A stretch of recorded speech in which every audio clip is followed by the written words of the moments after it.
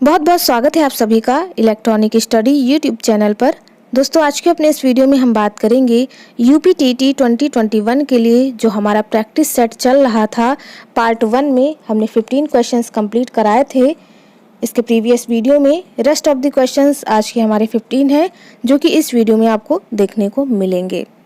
तो मैंने आपको बताया है कि यूपीटीटी के जो भी सब्जेक्ट हैं, जैसे हिंदी हो गया, संस्कृत हो गया, इंग्लिश हो गया, ईवीएस तो करा ही रहे हैं, बाल विकास हो गया, इसके अलावा गणित हो गया, तो इन सभी के वीडियोस आपको डेली मिलेंगे। इसके लिए आप इलेक्ट्रॉनिक स्टडी यूट्यूब चैनल को ज़रूर सब्सक्राइब कर लें। चलिए दोस्तों, शुरू करेंगे आज के अपने इस वीडियो को क्वेश्चन नंबर 136 के से, क्योंकि प्रीवियस वीडियो में हमने 135 तक की क्वेश्चंस को लेकर के बात कर ली थी। तो चलिए दोस्तों, शुरू करेंगे 136। तो क्वेश्चन नंबर 136 से शुरू करेंगे। 136 पूछा है कि पारिस्थितिकी तंत्र का उदाहरण है, इनमें से कौन सा उदाहरण है तो आपको बताना है। तो यहाँ पर 136 की बात करें, 136 का करेक्ट आंसर जो है वह बी हो जाएगा, तालाब। तालाब एक पारिस्थितिकी तंत्र है। इसके जल में जैव अजैव यौगिकों के अंश पौधे एवं प्राणी मिलते हैं। तालाब के जल में उपस्थित बड़े जीव जंतुओं के साथ साथ जो है सूक्ष्म पौधे भी पाए जाते हैं। तो इसलिए जो तालाब है वह पारिस्थितिकी तंत्र का एक मुख्य उदाहरण माना जाता है। करेक्ट आंसर यहाँ पर 136 का बी हो गया। बढ़ते हैं अगले क्वेश्चन की तरफ जो कि है 137। क्वेश्चन नंबर 137 पूछा है, कौन जीविकीय या कौन जीवीय कारक नहीं है। इनमें से आपको बताना है कि कौन जीवीय कारक इनमें से नहीं है। तो यहाँ पर 137 की बात करें, 137 का करेक्ट आंसर डी हो जाएगा, प्रस्तर। प्रस्तर क्या है तो पेड़ पौधे जंतुओं एवं सूक्ष्म जीवों को जैव कारकों में सम्मिलित किया जा सकता है, जबकि जो प्रस्तर है वह एक अजैविक कारक है, तो इसको हम शामिल नहीं कर सकते हैं। ठीक है, ये जीविकी कारक ना होकर के यह अजैव कारक है। तो करेक्ट आंसर यहाँ पर डी हो गया। बढ़ते अगले क्वेश्चन की तरफ जो कि है 138। क्वेश्चन नंबर 138 पूछा है कि अधिकतर पेड़ पौधे पाए जाते हैं, किस मंडल पे पाए जाएंगे। अधिकतर पेड़ पौधों की बात करें तो 138 का करेक्ट आंसर जो है वह ए हो जाएगा, स्थल मंडल पर। अधिकतर पेड़ पौधे स्थल मंडल में जो है वह पाए जाते हैं, क्योंकि पेड़ पौधों को अपनी वृद्धि एवं विकास के लिए आवश्यक घटक जो है वह स्थल मंडल पर ही आसानी से मिल पाएंगे। ठीक है, तो इस तरह से करेक्ट आंसर 138 का ए हो जाएगा। बढ़ते हैं अगले क्वेश्चन की तरफ जो कि है क्वेश्चन नंबर 139। क्वेश्चन नंबर 139 पूछा है कि अन्य मृत जंतुओं पर निर्वाह करने वाले प्राणी को कहते हैं। कौन से इनमें से होंगे जिनको हम बता पाएंगे कि यह प्राणी जो है वह मृत जंतुओं पर निर्वाह करने वाले पर ही निर्भर करेगा। तो यहाँ पर 139 की बात करें, 139 का करेक्ट आंसर जो है वह सी हो जाएगा, स्क्वैवेंजर। स्क्वैवेंजर जो है वह भोजन के लिए अन्य मृत जंतुओं पर निर्भर रहते हैं।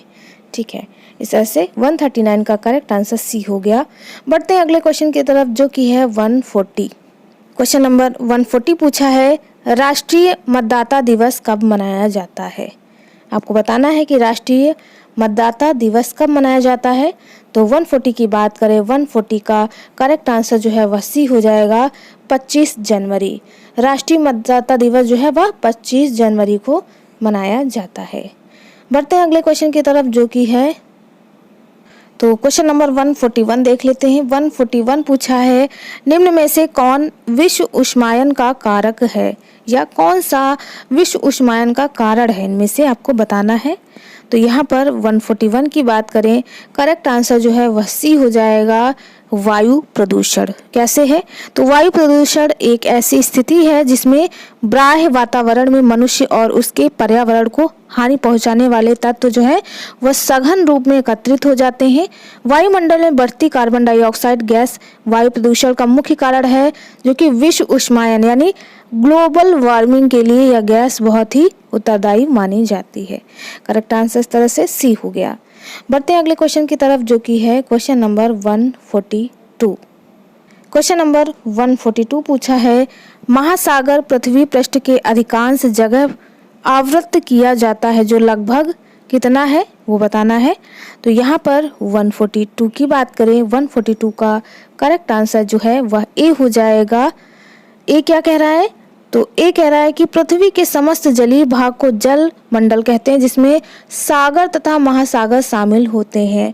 पृथ्वी पर 1/4 भाग जो है वह स्थल मंडल तथा 3/4 जो है वह जल मंडल है। तो जब भी बात करेंगे हम महासागरों की, तो महासागर का जो क्रम होगा वह 3/4 भाग होगा, ठीक है। वहीं स्थल मंडल 1/4 होगा। इस तरह से महासागरीय पृथ्वी पृष्ठ के अधिकांश जगह आवृत जो किया जाएगा वह लगभग 3/4 होगा, ठीक है। इस तरह से 142 का करेक्ट आंसर जो है वह ए हो जाएगा। बढ़ते अगले क्वेश्चन की तरफ, जो कि है क्वेश्चन नंबर 143। तो 143 देख लेते हैं। पूछा है, निम्न में से कौन सा विटामिन आंखों के लिए आवश्यक है? तो आप सभी को पता है कि 143 का आंसर क्या होगा। तो आंखों के लिए जो फायदेमंद होगा वह है विटामिन ए। विटामिन ए की कमी से कौन सा रोग हो जाता है? तो वह होता है रतौंधी, ठीक है। तो इस तरह से यहाँ पर 143 का करेक्ट आंसर ए हो जाएगा। क्वेश्चन नंबर 144 देख लेते हैं। क्वेश्चन नंबर 144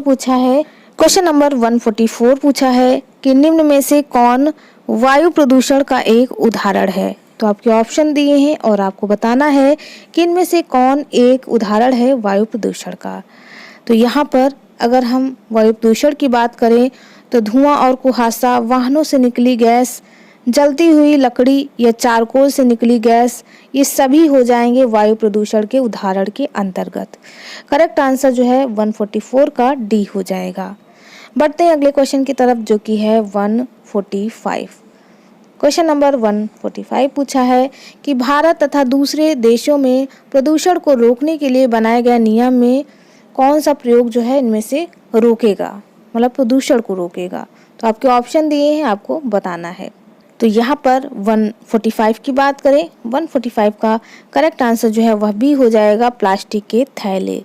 प्लास्टिक के थैलों का पुनः चक्रण जो है वह नहीं किया जा सकता या कर पाना बहुत ही असंभव है।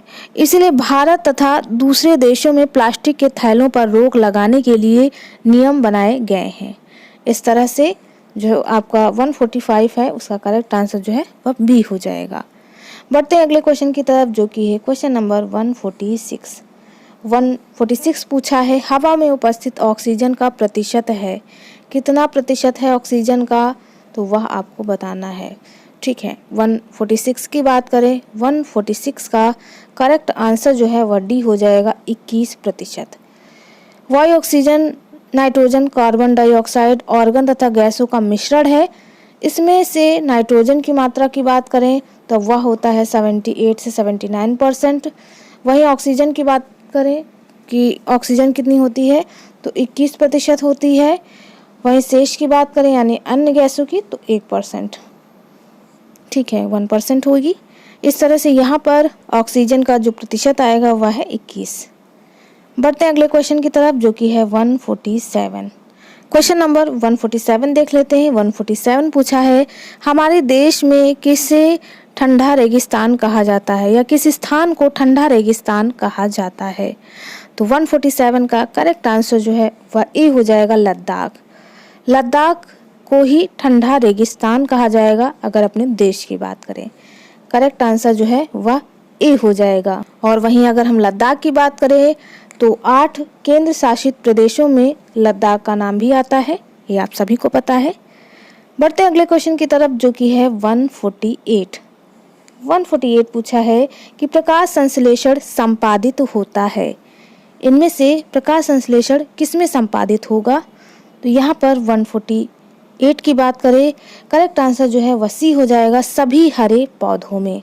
सभी पौधे, यहाँ ये भी ऑप्शन दिया है, तो सभी पौधों में ज़रूरी नहीं, क्योंकि पौधे जो हरे होंगे उनमें जो पत्तियां लगी होंगी, पत्तियों में क्लोरोफिल पाया जाता है, उसी के द्वारा जो है प्रकाश संश्लेषण की क्रिया जो है वह संपादित होती है। तो जितने भी हरे पौधे होंगे उन्हीं में यह क्रिया देखने को मिलेंगी। तो इसीलिए हम सभी पौधों को न लगा के सभी हरे पौधों पर ऑप्शन का आंसर अपना टिक करेंगे।